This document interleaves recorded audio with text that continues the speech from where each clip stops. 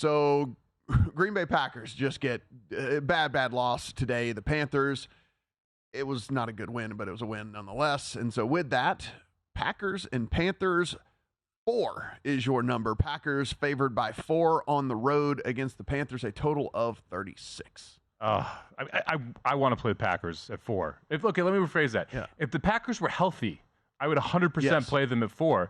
So the question is, do you want to bet it now and then see what happens when the injury report comes out? I don't ever see this getting to 3. That's the thing. And I do see a world where this goes to 6. And so if I believe the only way the line can move is one way, and that's the team I like, it doesn't hurt me to put a bet in now if I can just buy out of it if I don't like the injury report and hopefully get 4. If not, if I get plus 3.5, there's not a massive issue there from a getting middled perspective.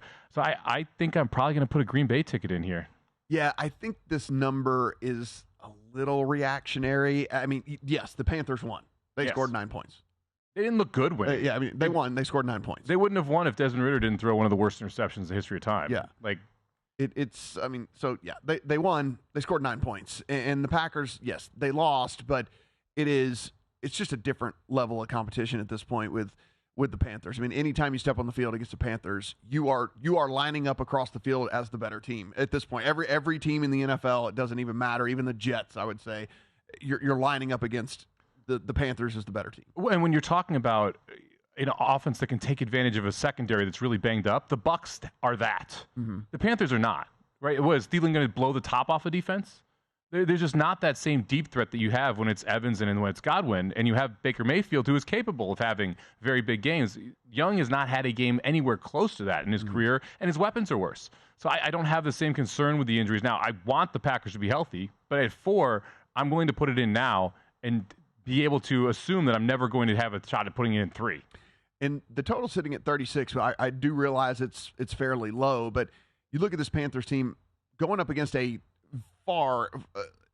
You can say what you want to about how the Panthers defense has played all year long, and how that injuries really and truly, I do think from a defensive perspective for the Panthers, I think the defense probably would have been better this year. It hasn't been good, but I don't know if they played healthy since week 1. I don't know if they haven't. Yeah, it's I don't think they've had anyone out there since week 1. So it's one of those things where you look and Burns didn't play.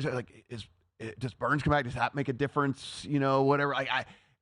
There's a little bit there, but I am not putting in a Panthers ticket for the rest of the year. I'm not doing it. I would be willing to do it, just not at 4. At that number, if this was 7, I'd be like, yeah, probably gonna play the Panthers. Yeah. Right. But at 4, I mean, I make this game 6 with a healthy Green Bay team. I make it 5-ish. I'm assuming, if I haven't run the numbers yet. Yeah. If we played with the roster we played with today, so.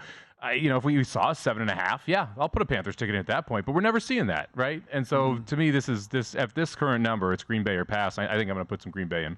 36 total is probably an underplay for me, but I haven't put it in quite yet either. But I think that's something I would look at. Go to VSiN.com/subscribe to become a VSiN Pro subscriber today.